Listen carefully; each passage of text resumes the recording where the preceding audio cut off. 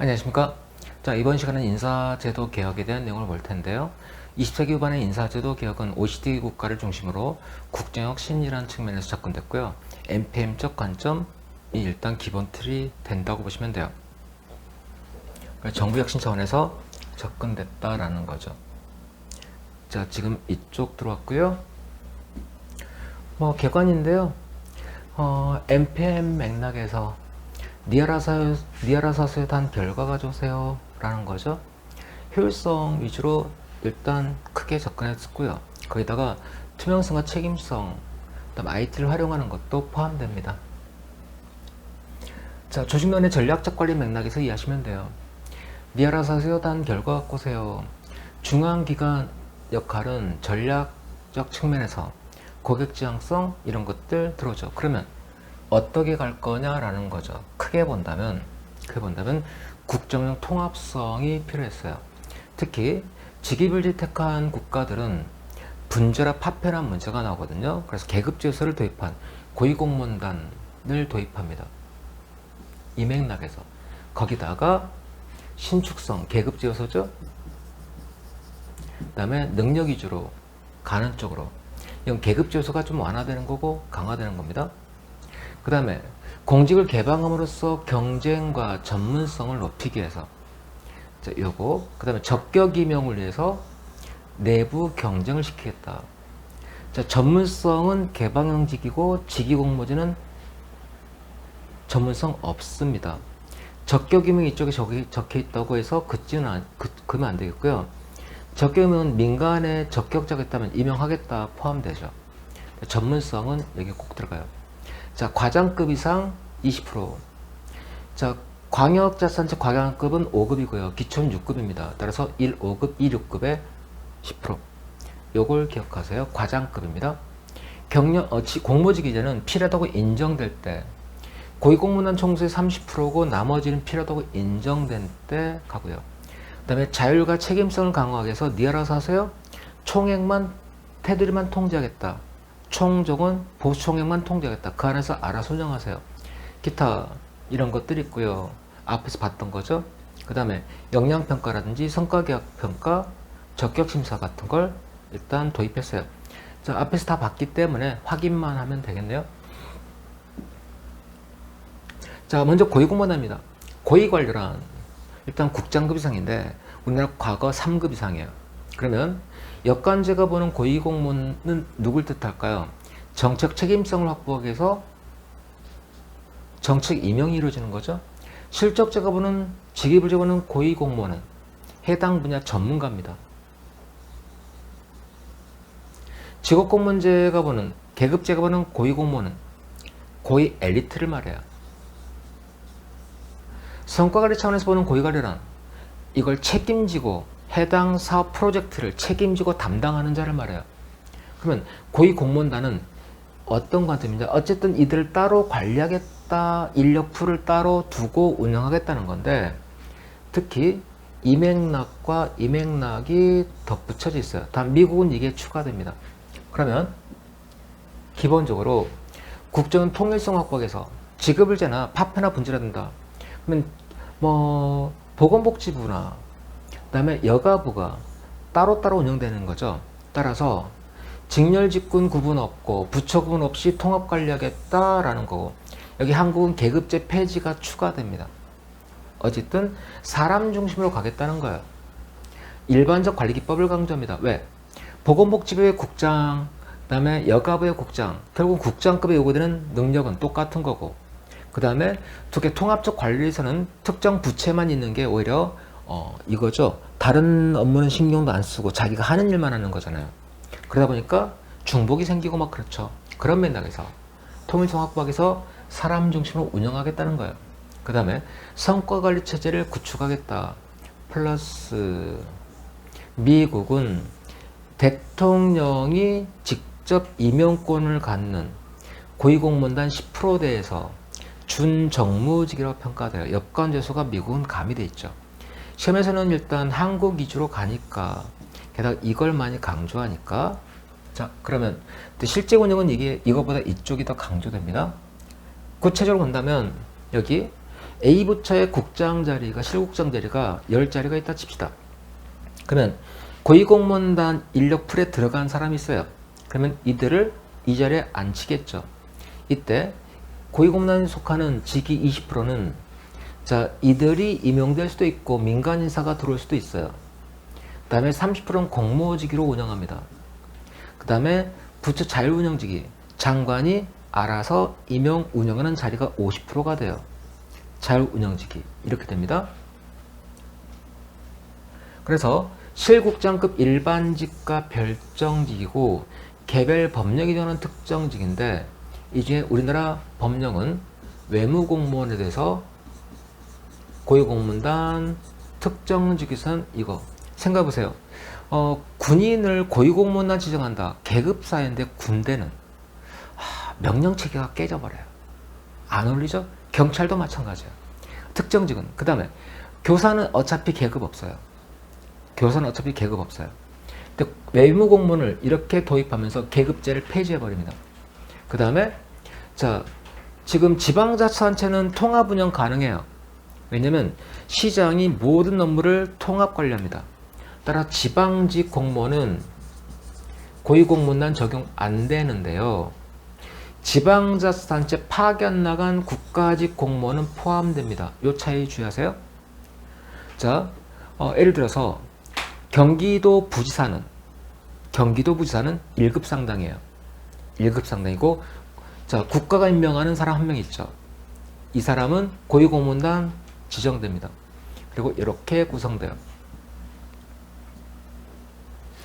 자, 중앙행정기관 실국장급 일반직, 별정직, 개별부문이 특정직, 그 다음에 부지사, 부교감 등 자치단체 고위직 포함된다. 단 서울시 부시장은 차관급 정무직이죠.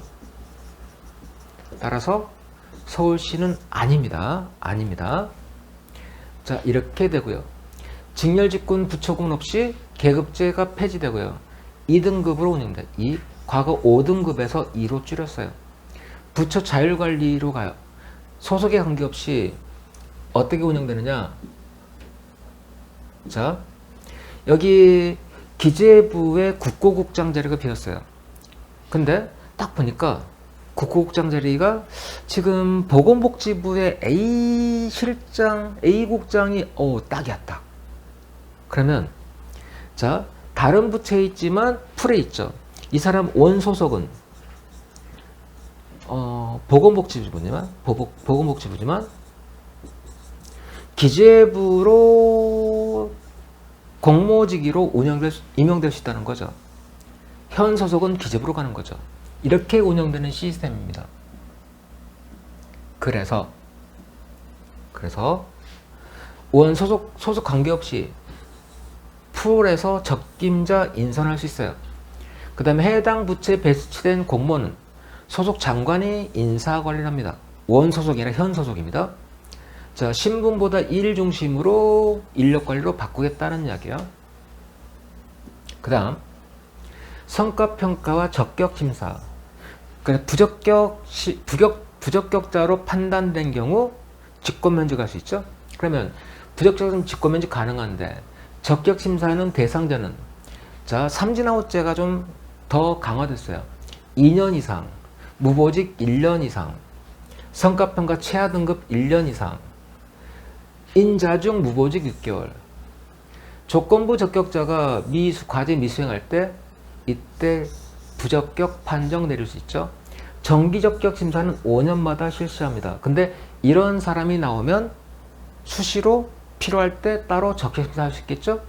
그 다음에 자, 고위공무원단 후보자는 역량평가를 통과한 사람 중에 임명됩니다.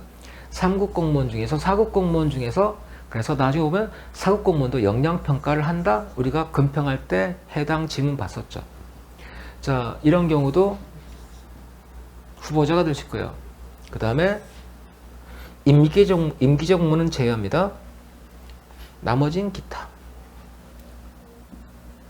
자, 그 다음에 개방형직입니다. 개방직위는 자, 과장급 이상이에요. 과장급 이상이에요. 실국장 과장급으로 가는데 일단 고위공무원단에 속하는 그리고 실국장급이죠. 과장급 중에 20% 이내에서 지정할 수 있다. 그러면 이 자리에 전문성이 특히 요구돼. 적격 임용이 필요해. 요 단어가 들어가면 개방형직입니다. 공직 내부 외부에서 민간인도 지원할 수 있어요. 이 경우 개방형직으로 지정 운영한다.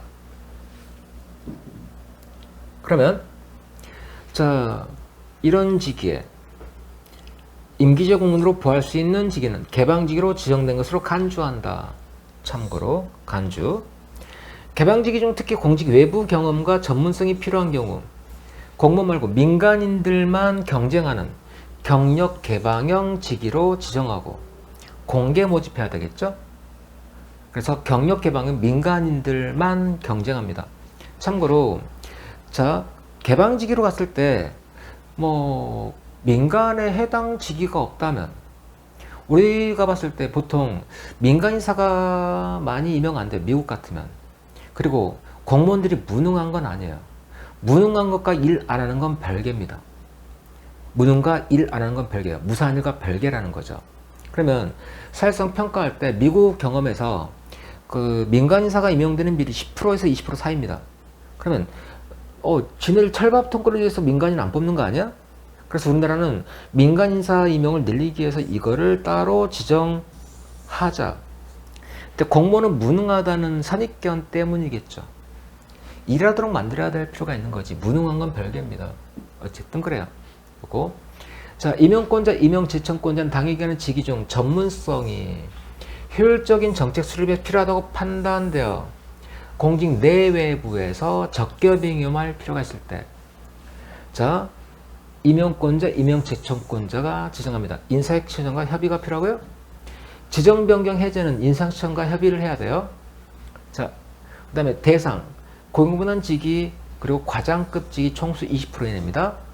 자, 이거는 자, 일반직, 특정직, 별정직, 계약직은 없어졌어요. 자, 이거 단 별정 임기제 공무원이 담당한다. 개방직위로 간주한다 그랬었죠. 그래서 일반직, 특정직, 별정직이에요. 지방은 과장급까지니까 10%고요. 임용기간 5년 이내 범위에서 2년 이상으로 한다라고 돼 있어요. 그러니까 임기를 개방직위 지정할 때, 임용할 때 계약합시다. 성과계약 체결합시다. 1년까지만. 안 돼. 2년 이상으로 잡아야 돼요.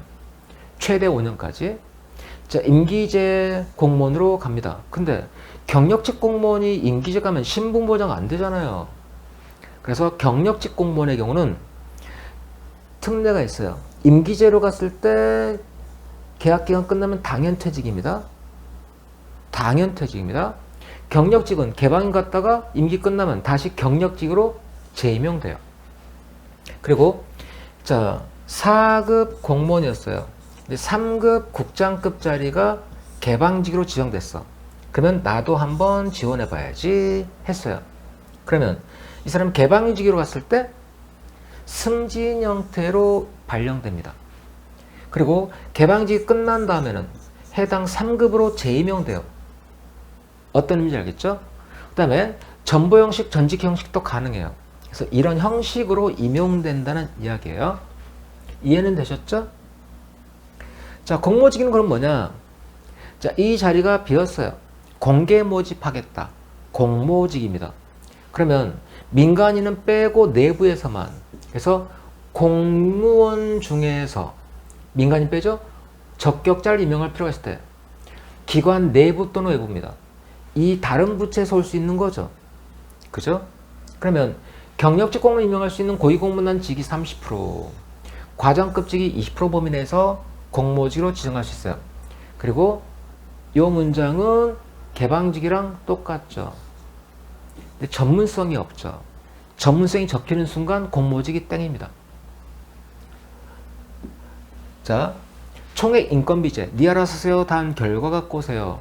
그러면 자, 처음에는 총정원 제도를 도입했어요. 총정원 내서 알아서 운영하세요. 근데 A 공무원 진짜 열심히 했고 나는 성과금을 더 주고 싶어. 근데 마구마구 줘버리면 어떡하죠?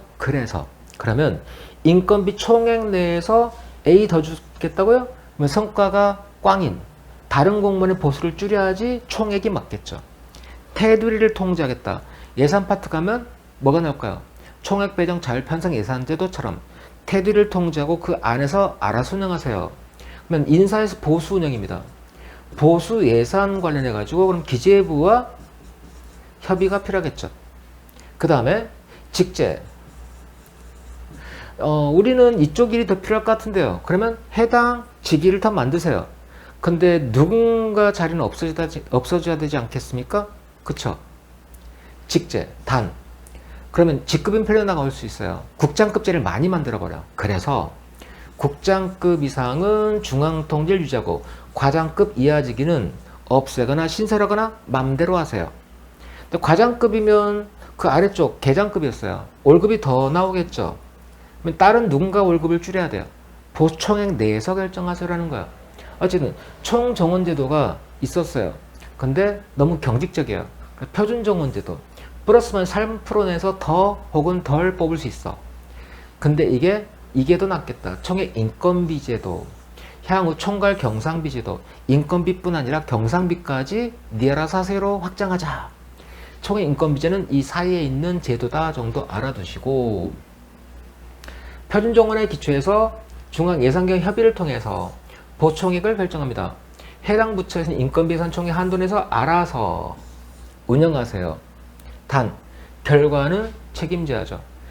성과꽝이네요. 그러면 당신네 인력 필요하지 않을 거 아니에요. 보총액 줄여버릴 겁니다. 결과 갖고 오세요라는 거죠. 그죠? 자, 지방자치단체는 우리가 인사에서 중앙과 지방 차이점이 크게 두 개가 있어요. 고위공무원단은 지방직 적용 안 됩니다. 그 다음에 총액 인건비제는 지방직은 기준인건비제, 표준정원제에서 기준인건비제로 바꿨어요. 이리 가지 않고 요게 명칭이 다르다. 자, 인력관리 총정원 범위내에서 직제운영 자율성. 자, 인건비 범위내에서 총정원은 3%까지 부처차율로 추가 증원 가능해요. 누군가 깎아야겠죠?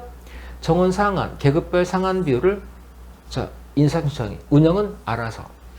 기구, 직제, 국장급 상은 중앙통제, 과 단위하는 니 알아서. 자, 인건비인데 기본 항목과 자율 항목이 있어요. 얘는 꼭 줘야 돼. 자율 항목을 가감할 수 있어. 플러스 총괄 경상비제도 일부입니다. 부식비 같은 건 조정 가능하다는 얘기야. 자, 기본 항목은 중앙통제, 자율 항목은 가감. 자, 생활급 성격의 인건비는 이거는 가감 안 돼. 전부제 통일적 기준이 필요한 항목도 중앙통제 가감. 이 내에서 잉여인건비 사용에 대한 재량 확대하고요. 운영경비관 전용은 이 내에서 가능하다라고 하는 거예요. 부식비 같은 게 포함됩니다. 여기서는 전기요금도 일부 포함될 것 같긴 한데요. 총액 인건비제도 했다. 기인건비는 지자차천 행정기구와 정원 등에 대한 규정에서 기인건비를 기준으로 기구 정원을 자율적으로 운영하되 책임성과 조화되도록 해야 한다. 기본은 똑같아요. 기인건비를 산정하는 기준이 중앙부처랑 약간 틀리다는 거죠. 이걸 행안부가 자치단체 관리는 행안부니까 이걸 통보합니다. 이 안에서 운영하세요. 자, 마지막인데 역량기반 인력관리입니다. 역량평가 개념 봤었죠. 고성과작에 나타난 공통의 행태적 특징인데요. 그 사람만이 갖고 있는 스킬, 날리지, 애티튜드를 역량으로 딱 만들고 이걸 가지고 교육하겠다, 리더십 함양한다, 평가하겠다는 거예요. 역량이라는 것은 자, 능력과 약간 다르고요. 개인 자질 아니고요. 행태적 특징이에요. 저 사람 이렇게 하니까 부하직원이 잘 따라오네? 그거를 쭉 뽑아. 캐나다는 한 400여 항목을 뽑아가지고 역량에 대한 기본 모델을 만들었어요. 역량 모델. 그걸 가지고 채용한다. 역량 기반 채용 시스템. 그걸 가지고 교육한다. 역량 기반 교육 훈련 시스템. 이걸로 평가하겠다. 역량 평가 시스템. 이렇게 갑니다. 자, 이거는 과거 실적이 아니라 미래 잠재적인 능력이 되겠죠. 과거 실적 아니에요. 자, 여기서는 역량평가인데요. 앞에서 역량평가 개념만 봤죠. 한번 설명드렸어요. 시뮬레이션을 합니다. 서류한 기법을 쓸 수도 있어요. 행동을 관찰 평가합니다. 고위공무원에 속하는 공무원으로서 직무를 성공적으로 수행하기 위해 요구된 능력과 자질 등인데 이 사람이 정하는 거고. 자, 고위공무원 되려는 자, 사기비상 공무원인데요. 승진하고 싶다? 역량평가 받아야 돼요. 역량평가 받아야 돼요. 다수가 평가합니다. 합의한다 그랬죠? 항목별로 5점 만점 평가가 돼. 평균 이상이 나와야죠. 미분업 평가가 되는 경우, 자, 야, 너 이거 더 키워야겠다. 재평가 가능해요. 근데 계속 본다? 아니죠. 2회 이상 통과하지 못한 경우, 야, 3년 후에 다시 와. 그런 거겠죠. 일정 기간 지난 다음에 다시 재평가 받을 수 있습니다. 이렇게 가요. 소량기법으로 평가할 수 있다 그랬죠? 그래서 우리가 앞에 봤던 개혁들 이런 것들 있다. 문제 볼게요. 전통적 연공주의 인적장 관리와 비교할 때 성과주의, 옳지 않은 것. 형신 요건을 중시하고 규격화된 임용 방식을 확대하는 건 아니죠. 재량을 키워야 되니까. 태도 근무 연수보다 성과 능력 중심의 평가? 그렇죠. 직급 파괴? 그렇죠. 역량에 의한 승진 강조? 그렇죠. 그 다음에 무능력자 퇴직, 전직 지원 활성화? 필요하죠. 고위공무단 옳지 않은 것. 범부처 통합관리죠. 계급제나 직업제적 계약이 약화되죠. 왜? 계급 폐지, 직렬 직군 폐지. 그 다음에 인사운영의 융통성 강화. 그렇죠. 사람 중심으로 가니까. 모든 일반직 공무원의 신규 채용 임용권은 각 부처의 장관이 간다. 모든 자가 문제되겠죠. 그 다음에 고위공무원이라면 성과계약평가로 가죠. 직무성과계약제로 가죠. 성과관리 강화로 가는 거 맞죠. 자, 예외가 있었죠. 예외가 있었죠. 항상 모든 자면 항상 문제가 돼. 자, 옳은 것은 소속 장관별로 개방직이 20%, 공모직이 30%, 자율직이 50%죠. 틀렸네요. 직무등급은 5에서 2등급으로 줄었습니다. 그 다음에 적격심사에서 부적격 결정을 받은 경우 한해서만 직권면직이 가능하게 바뀌었어요. 참고로 1급 공무원은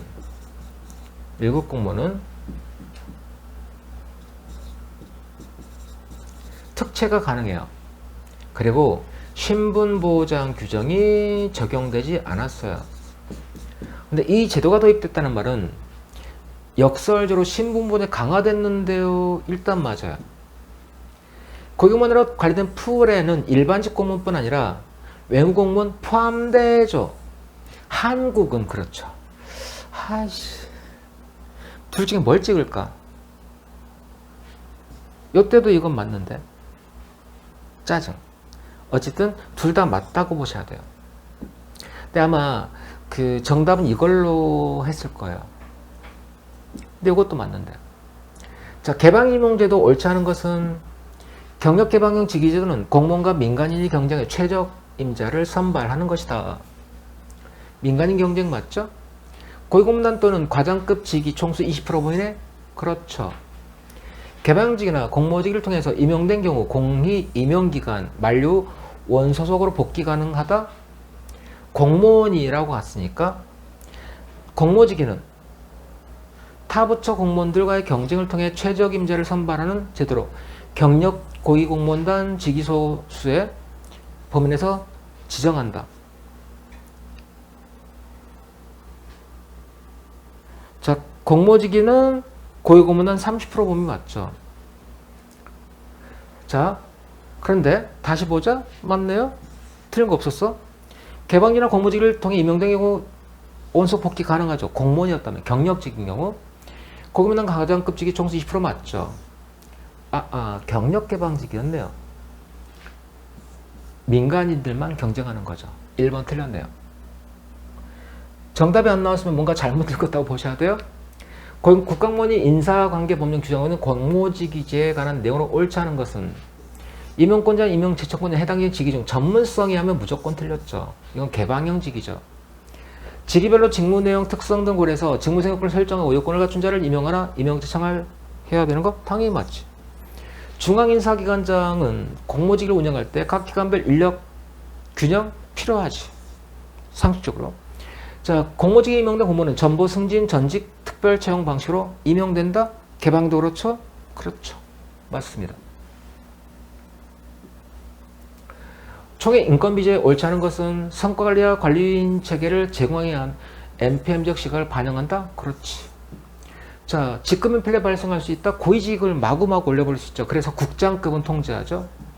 국단위까지가 아니라 국단위 밑에 과장급까지만 자율성 인정됩니다.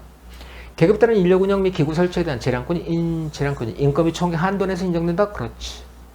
성과 상여금에 대한 지급의 증감 플러스 마이너스에서 총액 맞춰줘야죠. 그렇지. 역량평가제입니다. 옳은 것만 모두 고르세요.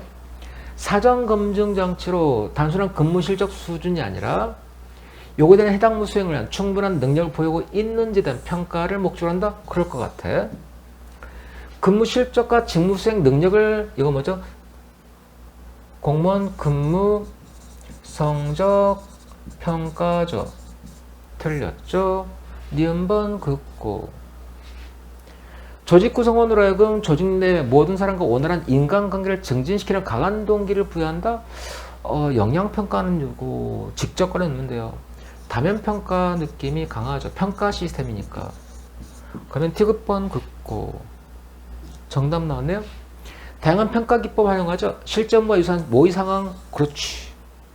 다수 평가자가 평가는 그렇지. 미래 잠재력 평가, 그렇지.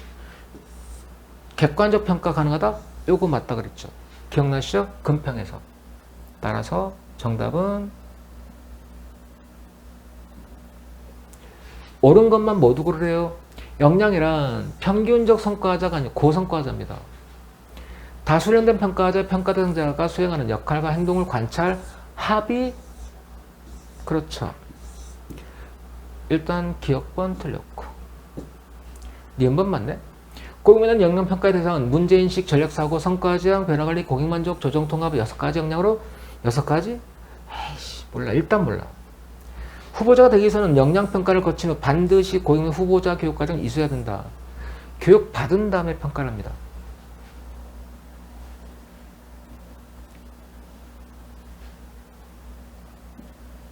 그러면 자, 대상은 신규 채용 예정자, 4급상 공무원이 승진 전보대라는 자입니다. 실제상 유사한 과제를 보여 1대1, 1대2 역할 수행, 서령 기법, 집단 토론 등등등 다수평가원이 평가요. 항목별로 해드렸죠. 평가 항목인데요. 문제인식, 전략사고, 성과지향, 변화관리, 고객만족, 조정통합. 지문 봤었죠. 숫자는 안 세봤죠. 그래서 6가지라고 하는 거예요. 우리나라는 이 기준을 사용하고 있다. 각각의 항목별로 평가 요소를 뽑아야죠. 그 다음에 4급이 하는. 자, 고위직과 달리 4급 몇에 요구된 역량이 있겠죠. 중위직에 요구된 역량. 자, 인사관리 활용 가능하다. 고위공무원은 꼭 통과해야 된다. 4급에는 활용할 수 있다. 단 과장급직에는 역량평가를 통과한 사람으로 유명한다. 단서가 있네요. 사고 역량군, 업무 역량군, 관계 역량군 셋 이상을 포함시켜야 한다. 고위공무원은 일단 고위공무원에 대한 역량평가는 6개로 평가하는데 이쪽은 이들 중에 3개 이상을 포함시켜야 된다로 규정하고 있어요. 그래서 4급 이하에 대한 역량평가에서 차이가 있네요. 자, 옳은 것은 근무 실적 수준만으로 해당 업무 수행을 위한 역량을 보이고 있는지에 평가하는 것을 목적으로 한다? 이건 아니죠. 대상자 과거 성과를 평가하는 거 아니죠. 자, 그 다음에 외부 변수 통제해야죠. 구체적인 모의 사항을 설정한 뒤 현실 직무 상황의 근간 행동 관찰해서 평가하죠. 다수가. 한계 실행만을 활용 아니죠. 많이 틀렸죠.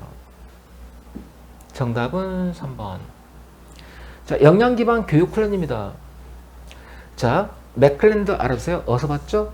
동기론에서 성취 욕구를 말했던 아저씨. 성취 동기욕을 말했던 아저씨. 자, 개념. 그래서 이 사람 말했던 게 스킬, 날리지, 애티튜드를 이야기했었고요. 직무 분석을 통해 도출된 직무 연설을 바탕으로 이건 뭐죠? 직무성과 관리제도입니다. 역량 모델은 전체 구성에 적용되는 공통형 원활한 조직 운영을 위한 직무 역량, 관리 역량으로 구성된다? 잠깐 남겨놓고 피교육자 능력을 정확히 진단해 부족한 부분을 보충하는 교육이 가능하다? 맞는 것 같아요. 둘 중에 뭐가 맞을까? 기억은 똑같이 먹고 디귿과 리을인데 다시 읽어봅시다. 자, 이거는 뭐 개념상 해석의 여지 없죠. 자, 구성 모두에 개정된 건 공통형 맞는 것 같아. 원활한 조직 운영을 위한 것은 뭐죠? 관리 역량이고요. 전문적 직무 수행은 직무 역량이죠. 짜증. 이 뒤에 두 문장이 뒤바뀌었네. 그래서 디귿번이 틀렸네. 정답이 안 보면 다시 읽어야 되겠죠. 여기까지 우리가 인사행정 봤어요. 이제 다음 시간부터는 재무행정 보도록 하겠습니다. 여러분이 제일 싫어하는, 강론이 제일 싫어하는 파트가 재무행정 쪽인데요. 뭐 기본 개념을 아시면 정답 찾는 거 어려운 거 없고요. 다만 그 몇 가지 너무 깊게 들어간 거 있어요. 이거는 다 챙겨갈 필요 없고 그냥 인사도 마찬가지고 이거는 그냥 감으로 찍는 게 훨씬 더 나을 수도 있다는 것 참고로 하시기 바랍니다. 다음 시간에 뵐게요.